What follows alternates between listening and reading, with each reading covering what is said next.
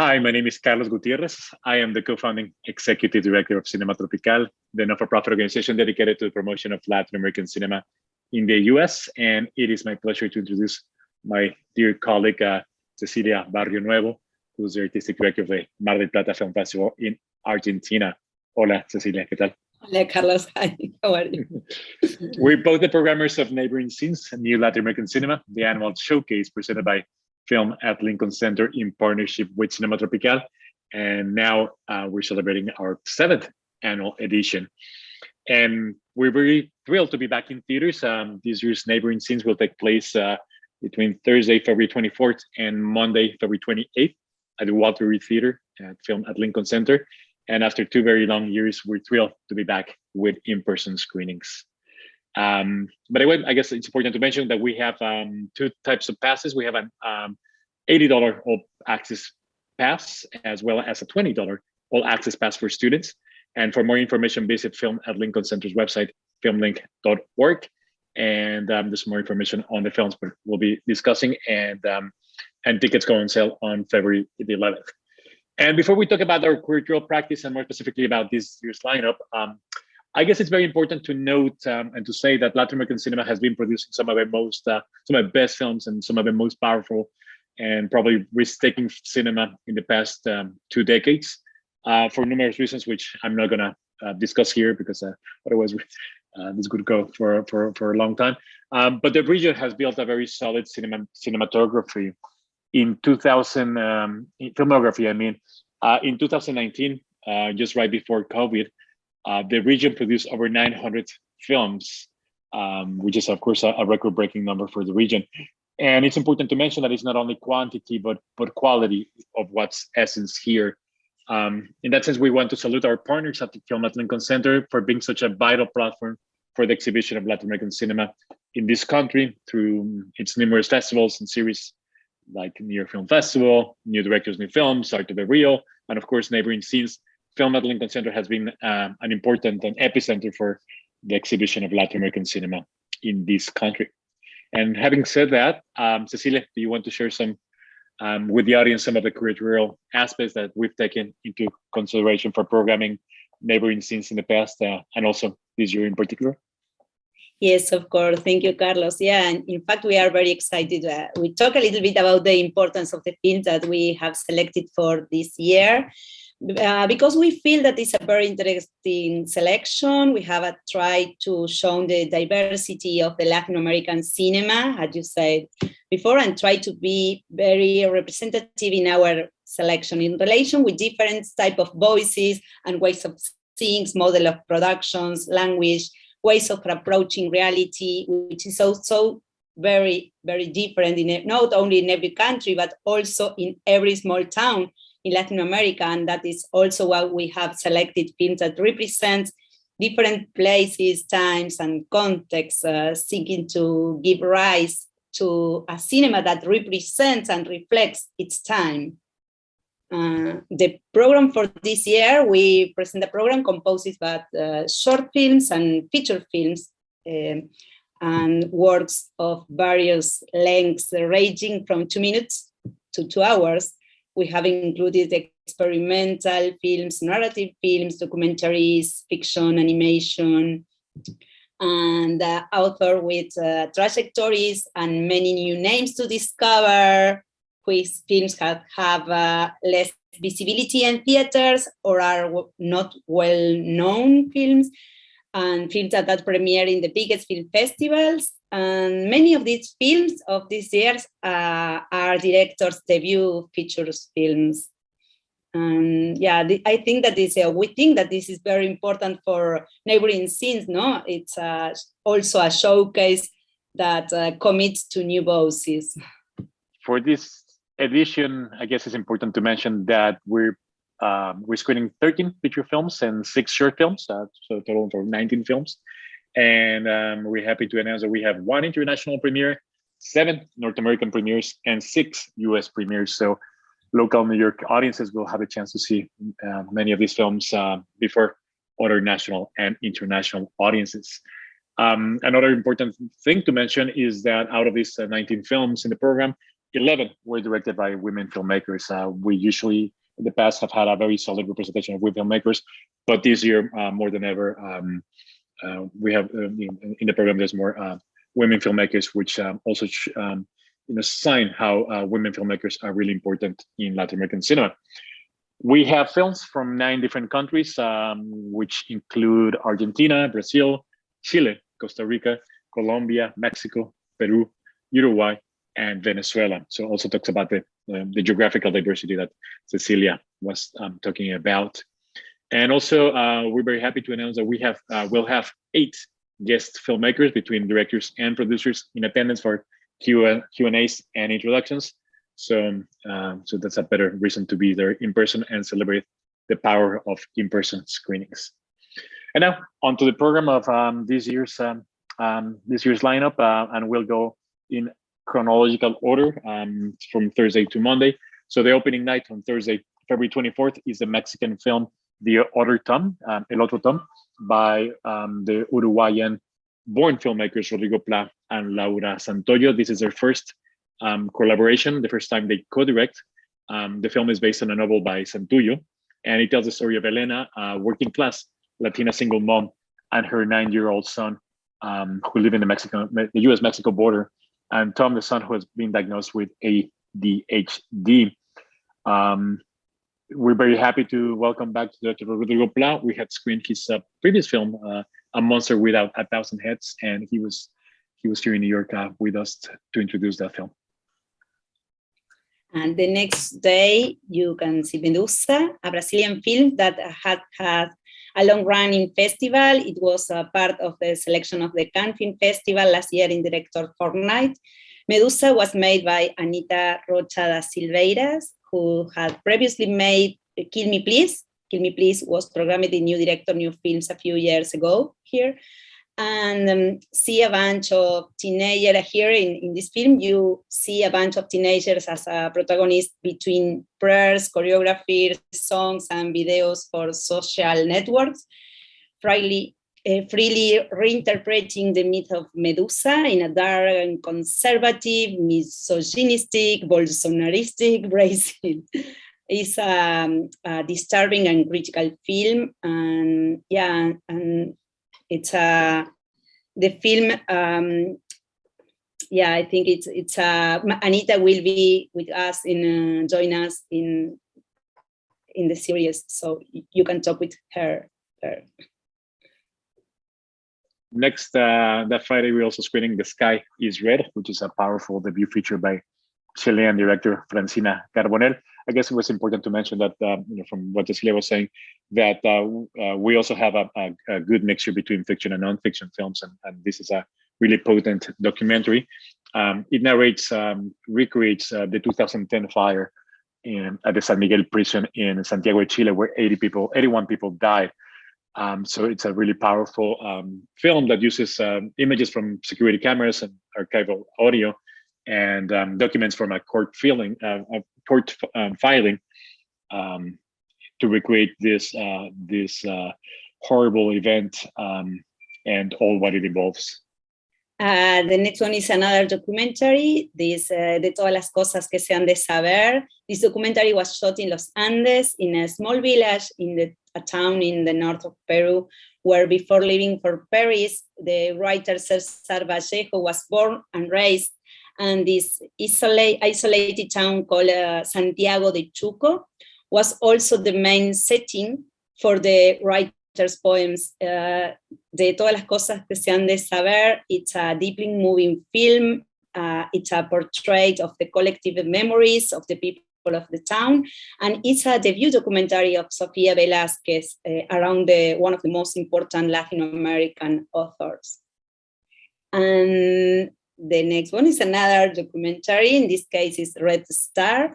It's the international premiere that Carlos talking about. It's a film essay by an Argentinian filmmaker, Sofía Bordenave, which originates from the moment of the centenary of the Russian Revolution to deepen the idea of the future, when it was believed that the future was infinite. Soviet cosmets, philosopher, and scientists of the last century imagine bringing back to life all the people that ever born and conquering other planets so that they could live together in harmony.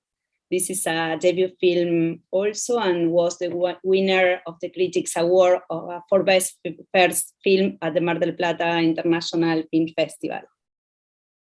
Next in our lineup, it's the wonderful Venezuelan film Me and the Beast, Yo y las Bestias, which is also debut feature by director Nico Manzano. And it's a very peculiar comedy, sort of deadpan humor comedy about a frustrated musician living in Caracas who lives with his mother. He's unhappy at his job, and to make things worse, he's kicked out of his indie band for political difference with the members. While the country's economic crisis worsens. So it's a very interesting take on Venezuela, and through a very different lens.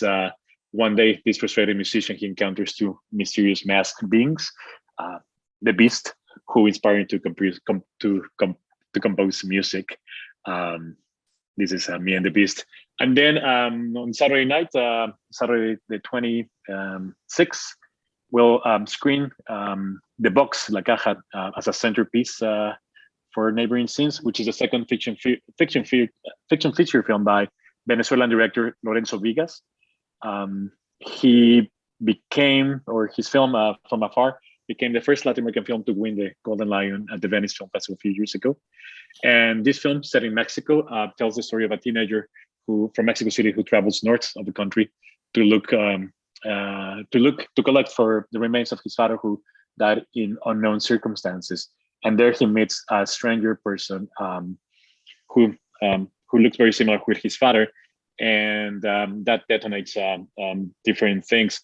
The film, it's a very interesting psychological thriller about paternity, and also offers a critical look at Mexico's maquiladora, this assembly system.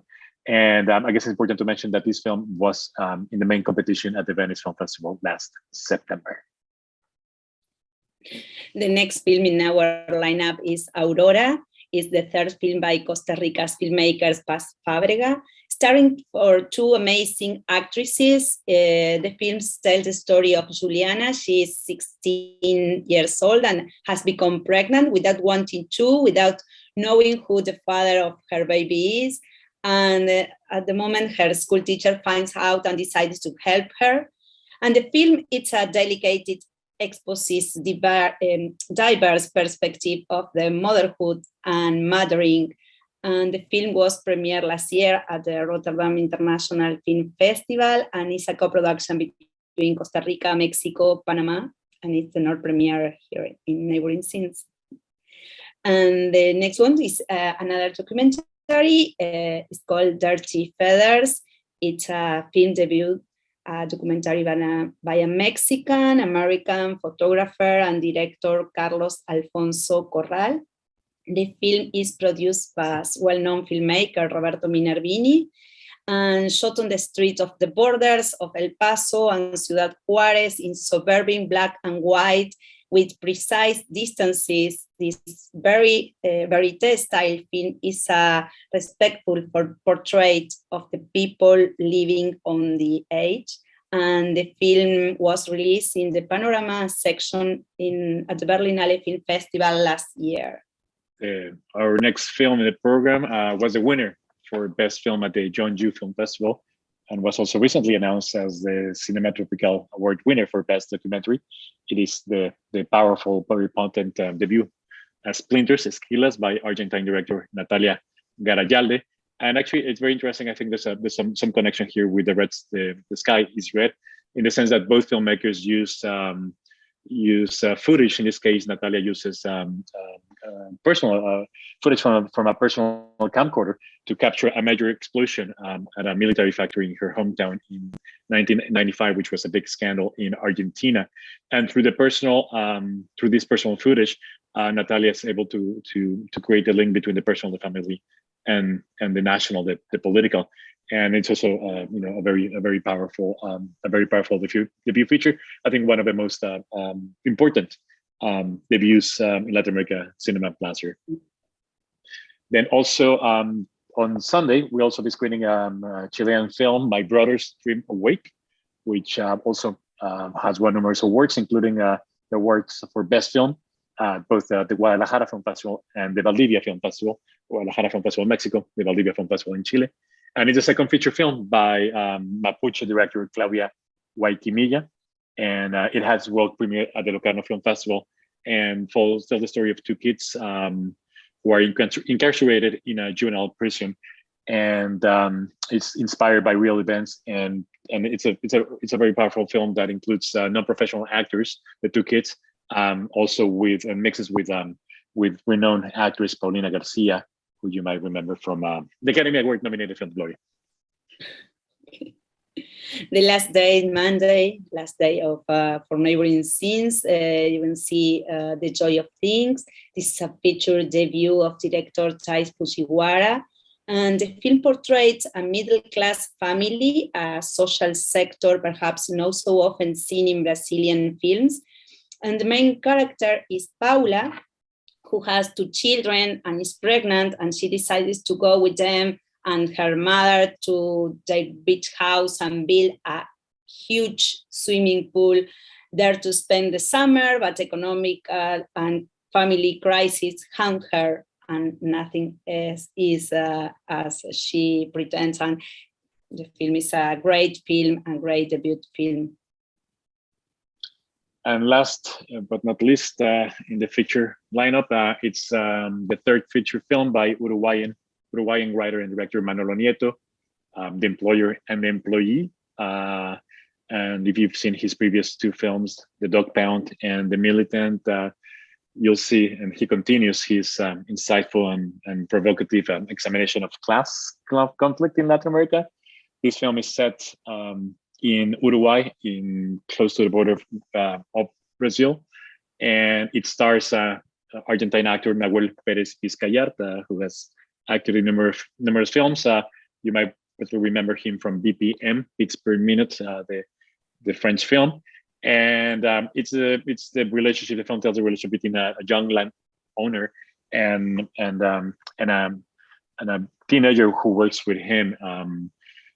Who they create a very strong relationship until an accident tears them apart. And Ceci, you want to tell us about the short films in the program? Yeah. Finally, I would like to mention something about the 6 short films that we programmed this year. And the first one is The Stillness Syndrome by Leon Siminiani, a playful dystopian essay featuring the late filmmaker Luis Ospina as his protagonist.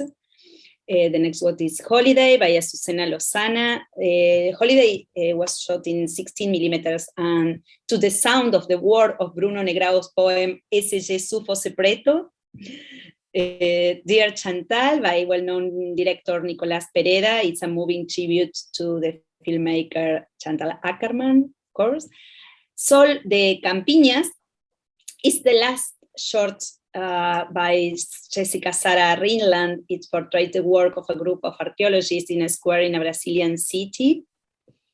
The Bones by Chilean filmmakers Cristóbal León and Joaquín Cocina. They were in Neighboring Scenes in the last year, 2 years ago, really, no? 2 years ago, with a feature film. This film was winner of the Best Short Award at the Venice Film Festival, and it's an animation stop motion. And finally, Light Trap by Pablo Marin was shot in Super 8 millimeters, and it was the winner of the principal online prize at the International Film Festival of Oberhausen. Well, Cecilia and I, we want to thank the wonderful staff at Film at Lincoln Center for making this festival possible. And we also want to thank all the filmmakers in the program. And we hope to see you at Film at Lincoln Center, again, February 24th to the 28th. Tickets go on sale on Friday, February 11th. And we have all access pass, $80 for general audience, and a $20 all access pass for students. And again, for more information, tickets, and more information on these films, visit filmlink.org. And hope to see you there. And thanks for watching. Thank you. Hope to see you there.